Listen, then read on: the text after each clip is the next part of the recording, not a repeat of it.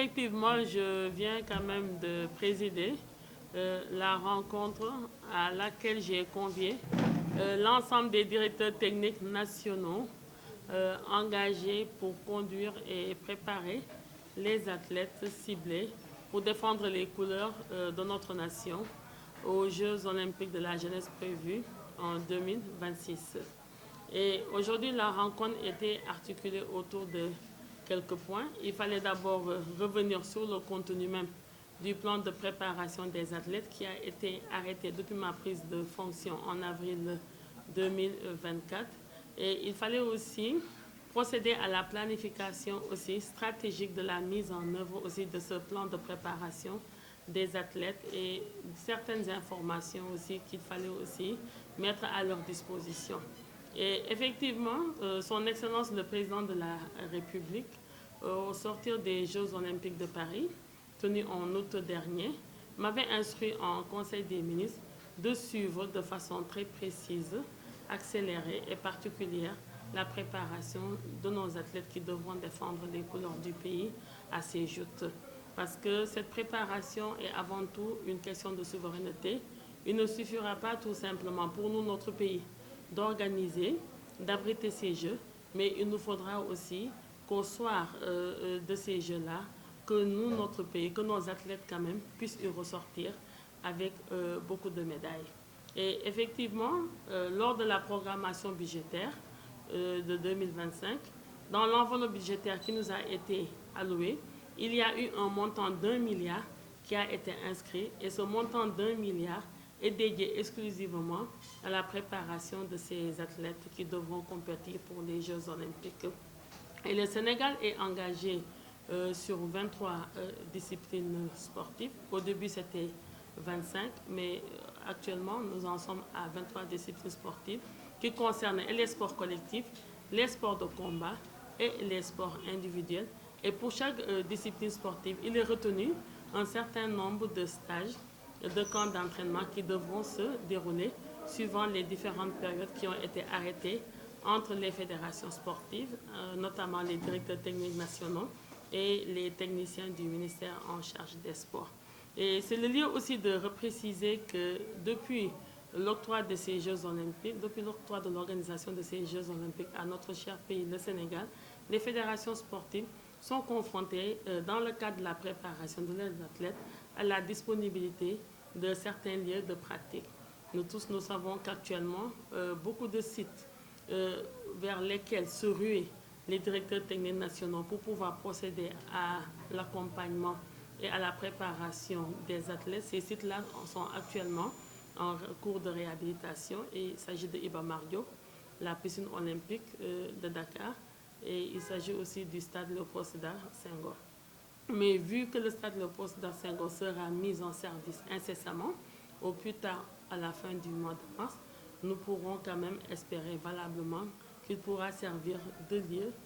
pour accompagner les directions techniques nationales et permettre aux athlètes de pouvoir s'y entraîner et d'être même en camp de concentration. Il y a également aussi le partenariat noué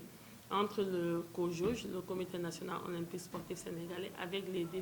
les départements ministériels en charge des forces armées pour la mise à disposition aussi de certaines de leurs installations sportives. Ces installations sont déjà disponibles et les fédérations sportives actuellement y ont accès.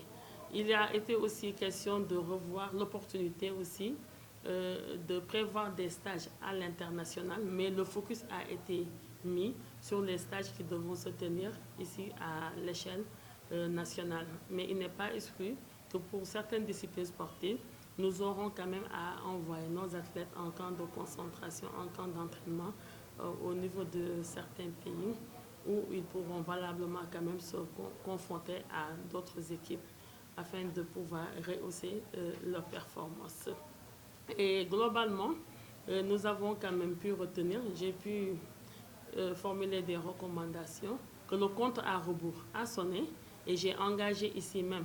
les directions techniques nationales à fournir toutes les données et aussi à donner les informations idoines qu'il faut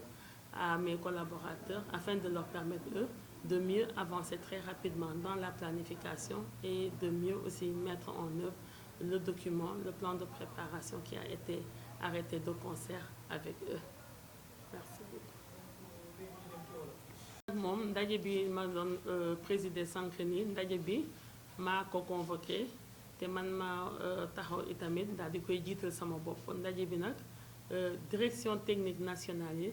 laa ci woowoon ñoom ñëpp wuyu si nañ ñu ma di ko rafetlu bu baax a baax ndaxte ba ngeen xamee nekk ñun daal dinañu ñëw nañu Jeux olympiques de la jeunesse yi son président de la république ne ma dama bëgg préparation athlètes yi nag ma ko toppal benn par benn pas à pas nag ma ko toppal defal ma ci un suivi régulier te di ma ci defal compte rendu ci saasa ak samay collaborateurs ak technicien département yi dañoo daal di sóobu ci liggéey boobu nag bañ ci daal dee sóobu ñoom samay collaborateurs ànd ci ak les directeurs techniques nationaux parce que ku xam directeur technique nationaux xam ne mooy ki nga xamante ne moom moo nekk bras technique fédération bi moom mooy ki nga xamante ne moom moo war a sëgg ci développement ak promotion discipline sportive bi nga xamante ne moom la fédération di gérer liggéey ba nag bañ ca sóoboo daal dinañ ciy génne benn plan stratégique benn plan de préparation boobu nag daanaka dafa concerné woon 25 fédérations mais léegi ni daanaka 23 fédérations ñoom ñoo ci nekk parce que mën nañu jàpp ne que Sénégal am nañu ay athlètes yi nga xamante ne dinañu jongante ji ci ñaar fukk ak ñett discipline sportive am na ci ay sport collectif lu mel ne football de salle le futsal am na ci lu mel ni basketball volleyball handball nga ñu ñëw tamit ci sport de combat yi am na ci lu mel ne judo kung fu wushu am na ak làmb ji itamit la lutte mu am itamit sport individuel lu mel ni ay athlétisme ak ay natation ak yeneen sport collectif yi comme ay rugby ak ay aviron document boobu nag élaboré nañ ko mais élaboration bi rek doyut ba ñuy càmbar loi de finances 2025 ñu daal di jël benn enveloppe 1 milliard daal di ñu koy dugalal ñun ci suñu budget nañu nag 1 milliard boobu noonu dañ ko fas yéenee jagleel athlètes yi nga xamante ne ñoom la ñuy tàggat fu mu nekk nii pour ñu fas yéenee dem jongante bu 2026 jotee te fas yéenee défendre suñuy raaya réew mi 1 milliard boobu nag mënuñu tëb noonu rek daal di ne fédération yi 1 milliard bi pour yéen la pour préparation athlètes yi la noonu nag looloo indi ma daal di instruire samay collaborateurs lu mel ni la direction générale des sports ànd ci ak le directeur en charge de l'administration générale et de l'équipement ak service technique yi nga xamante ne ñëpp ñoom la concerné ne leen dañ ma defal benn plan de mise en œuvre boobu nag plan de décaissement bi daal di ciy bokk bu ñu tey ji ndaje bi dégagé nañ ci ay plan trimestriel trimestre bu nekk danañu xam ñaata stage de préparation moo ci war a am ak yan discipline sportive la nar a concerné ak ci ñaata la nar a toll am na itamit ci budget boobu benn pàcc bi nga xamante ne ñu ngi ko fas yéene jagleel élite bi maanaam les bourses ñi nga ay athlètes yi nga xamante ne leen na nar a seppi xool par rapport à la spécificité discipline bi nga xamante ne moom lañu nar a ci la ñu nar a compétir daat leen ciy jox ay bourses ci plan de préparation bi itamit am na ci ay stage yi nga xamante ne fii lañ koy defee fii ci biir réew mi mais am na yi nga xamante ne itamit ñun prévoir nañu defee ko fee ci biti bu ko laajee loolu moo waraloon tey jii ni ñu daal di fii daje ànd ci ak le comité olympique ànd ci ak tamit COJOJ ànd ci ak tamit ak les directeurs techniques nationaux ak yéen ñi nekk suñu mbokku journalistes yi ñu xool càmbar ni ñu koy mettre en œuvre am na programme de stage yi nga xamante ne fi lekk fukki fan ñaari semaine dana commencé démarrer tàmbali loolu nag tekkiwul ne que préparation athlète bi mu ngi soog a tàmbali parce que am na yenn fédération yi nga xamante ne ñoom yàggoon nañu sóobu ci liggéey bi ñii depuis daaw jekk lu mel ni làmb ji ñoom wax nañu fi nekk ñoom amuñu benn problème parce que ñoom dañoo yàgg sóobu ñoom ci liggéey bi et puis ku xam làmb ji itamit discipline bi nga xamante ñoom ci lay nar a compétir laajul yenn aménagement yu spécifique surtout lu mel ni beach wrestling bi lu mel ni itamit baseball 5 bi itamit ñoom nee na ñoom tamit ñoom jublu woon nañu ci liggéey bi itamit bu yàgg dañuy gën a taxaw rek gën ko wéyal ba bu ëllëgee 2026 baseball bokk ci discipline sportive yi nga xamante ne dinañu indil ñun fii nañu indil ndam fii nii ci Sénégal. seetlu nañu ne itamit nag am na yenn fédération yi nag ñoom daanaka ñoom am nañu problème nag bu baax a baax ci préparation bi loolu tamit foog ma wax ko fi lu mel ni athlétisme lu mel ni aussi natation lu mel ni itamit sport équestre yemul foofu rek mais j'en passe ci yeneen yi athlétisme booy xool infrastructure yu bëri yi ngeen xamante ne fa la mënoon defee préparation infrastructure yooyu noonu ñoom ñu ngi koy daal di ñu ngi koy defaraat lu mel ni stade Iba Mar Diop lu mel ni stade Léopold Sédar Senghor pour ñu préparer wu foog ñu daal di dem ba Diamniadio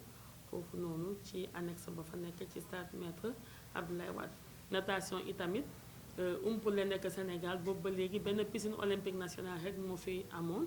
muy bi nekk fii Point E te piscine boobu itamit ñu ngi koy defaraat mais am na lu mel na bassin bu nekk fee ci université Gaston Berger